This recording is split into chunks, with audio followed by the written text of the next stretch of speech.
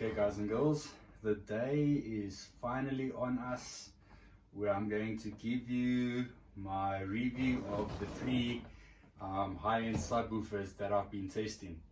I had to give this a lot of thought because one of them is very different. Two of them are very much the same, although they still have their different traits.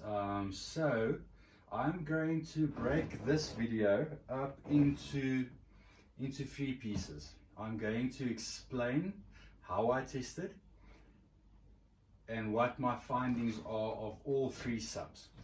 Then I'm going to do some demos. I'm going to try and do demos where I don't get flagged, so you can see the excursion of each woofer, so you can get a bit of an idea what the output is that they give. And then finally, in my third video, I'm going to take the one sub that is completely different. I'm going to explain why it is now, and then I'm going to demonstrate where it is best implemented in my third and final video. So I hope it's not going to be too long. If it is too long, I might split it, but I'm going to try and do this in one take, because it is, well, not one take. I'm going to combine the three videos, but one video. So hopefully it's not too long in the tooth. But okay guys, so let's get to it. The three subs we have is the SVS SB16 Ultra that you saw the unboxing. We have the Miller & Creasle MKX12 THX sub that you saw the unboxing way back when I did this MK Cinema. Those two price exactly the same at 80,000 South African Rand. Recommended retail at the time of this video. And then we have the Velodyne DD12 Digital Drive 12 Plus. Okay, so the MK and the SVS, those two subs are so on par.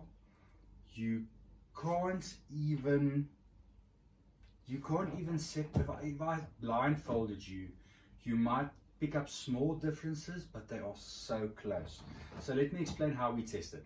The first hurdle I had to overcome is to keep them all at the same volume. So if you go to the SVS and the Velodyne or digital, the MK is analog volume. So even if I put them both all on half, it's not to say that 50% is the same output on all of them. So Alan, big shout out to you. You came up with the idea, because he was actually here while I was doing some of the testing, that we use a decibel meter and we put them all at the same decibel. Why didn't I think of that? Genius. So the decibel we used that worked out good for all three subs is 65 dB. So we set them all to 65 dB and we put the receiver on the reference volume that is 0. Then we tested them. We tested some movies, tested some music, and.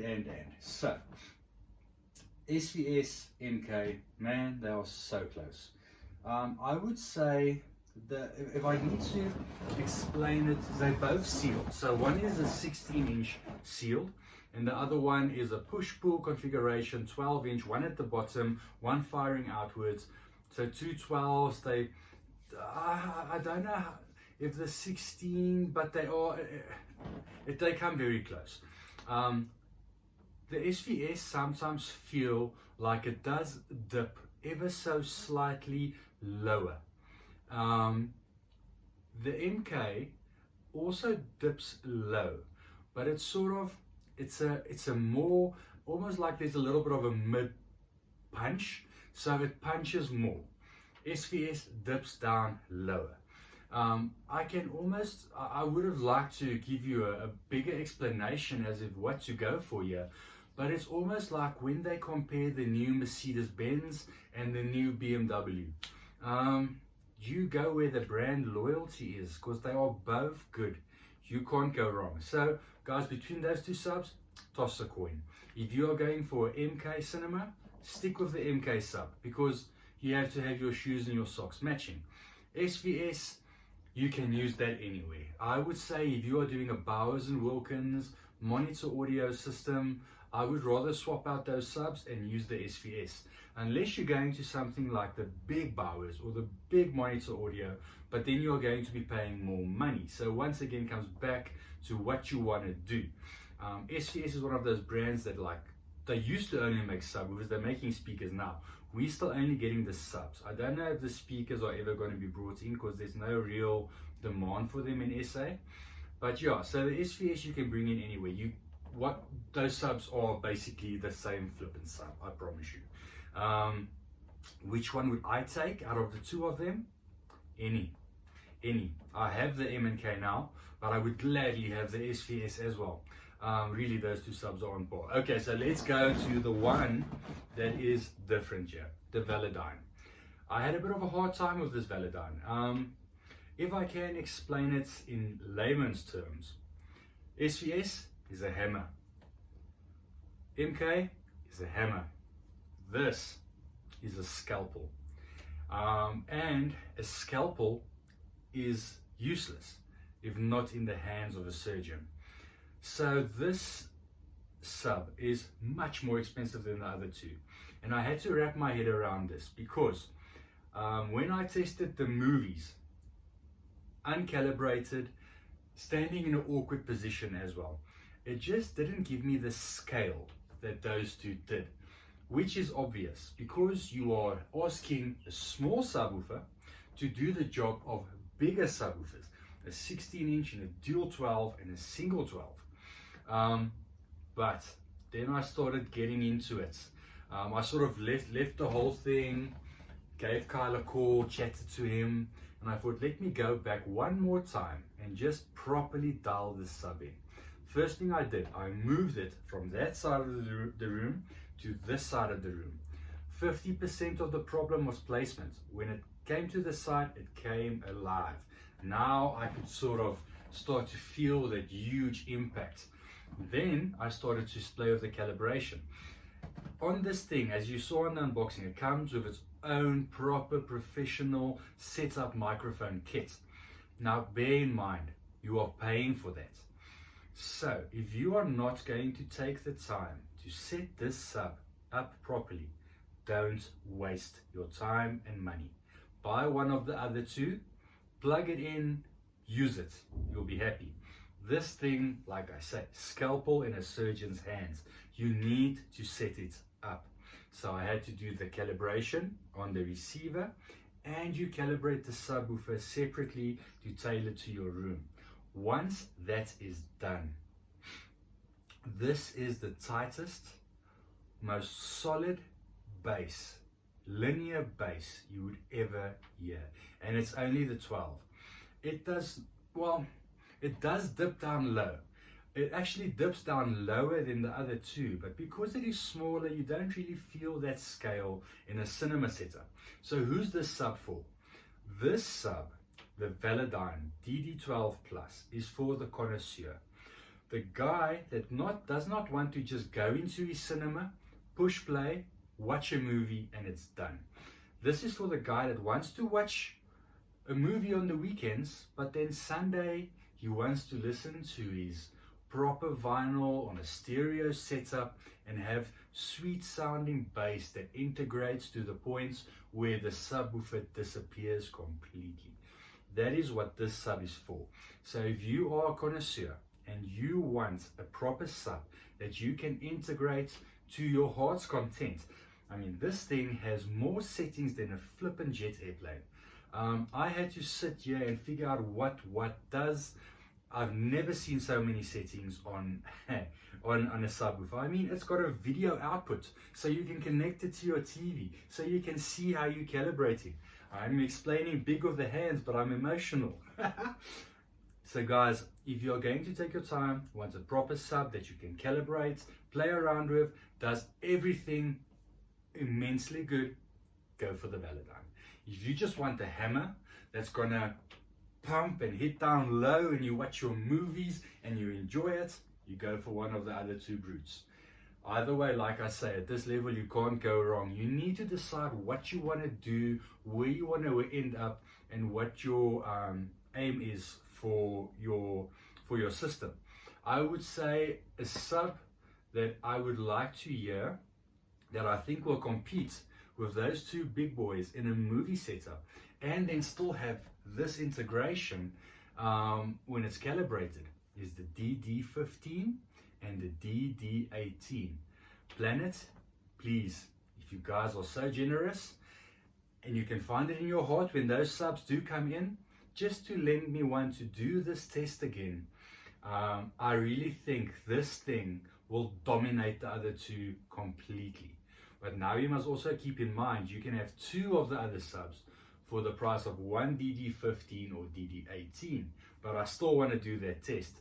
I think that will be the ultimate subwoofer, the one that does everything to the max brilliantly. Okay, so now I'm going to go over to the next video. I'm going to play some clips, show you the excursions of the subs, and then in my third video, I'm going to move this to my stereo room, the DD12, and show you what it can do in stereo. Okay, be back soon.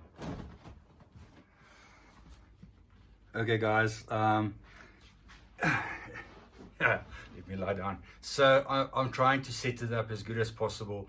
You're now going to see the DD12 Plus running some of the Dolby Atmos demos. See if you can see the excursion it gets. Again, running at the 65 dB measurement for the subs. All of them are going to be the same and running on reference on the receiver. And the receiver in question is the Denon A110 Anniversary. Here we go.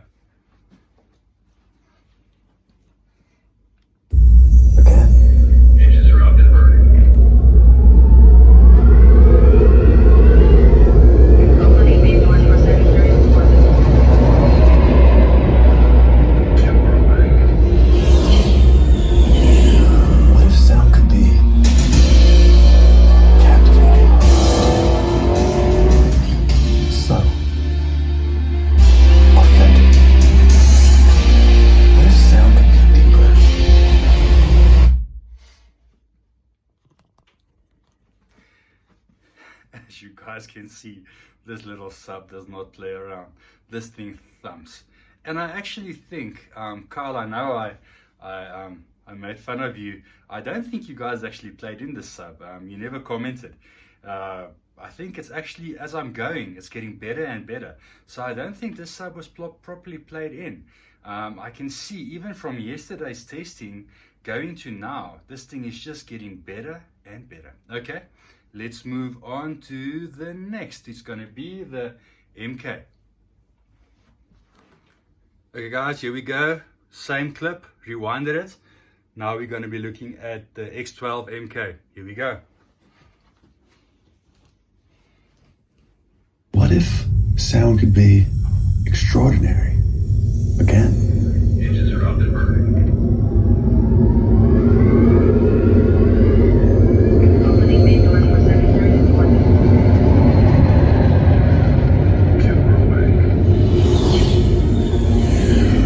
Sound could be captivating, subtle, authentic. What if sound could be deeper, more dimensional? There's no need to wonder. Okay, like I said, hammer. But that little sub is really coming into its own. I think it needs to be played in a bit more. Okay, so let's switch over to the Velodyne. Oh, I mean, the SVS is going to be next. Okay, guys, now we have the 16-inch Ultra. Here we go. Sound could be extraordinary again. Engines are up and burning.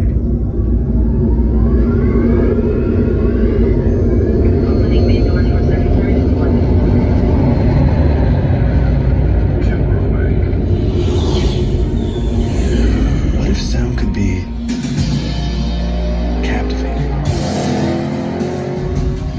subtle, authentic.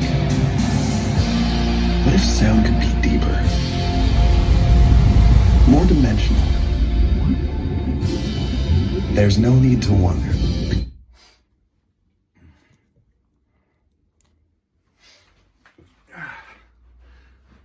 So there you have it, guys. Let me know how that came across. Could you take something away from that?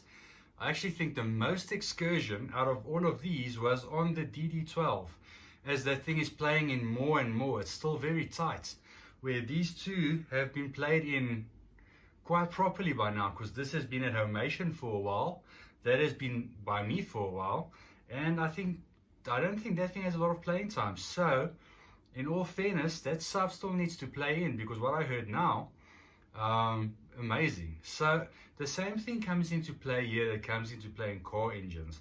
As you can see, the bigger drivers need to move less to give you the same SPL as a smaller driver, because it can move more air, push more, you feel more pressure. But still, that DD, if you set it up correctly, that thing is a beast. You can't go wrong with any of these subs. You need to see where you fit in budget. These two cost the same, so this is a flip of a coin. That's if you're going to be doing proper stereo and movies and. But it's expensive. It's very expensive. And not to mention, you would actually want the 15 or the 18. And they are, I need to go check the prices, but I think 140 or 155 and 160 something. So we're going towards 200,000 for a subwoofer. But I want to get my hands on one of them, because I think they will destroy these two subs dead. But okay guys, if you haven't already subscribed, please like, subscribe. Costs you nothing, helps the channel, helps the guys see that I am doing good content, sends me more stuff to test. So that's all. I don't make money out of it. That's all I want. So I enjoy what I do. Remember, at 1,000 subs, I'm going to be doing the stand giveaway. Only for local guys. Sorry for the international guys. The shipping is just too much of a pain. So the local guys in South Africa, free shipping. I'll send the stands to you. So we'll do a draw there with the local guys at 1,000 subs. I'll put a picture of the stands that I'm going to give away somewhere here. Guys, thank you. Till next time, stay safe. Cheers.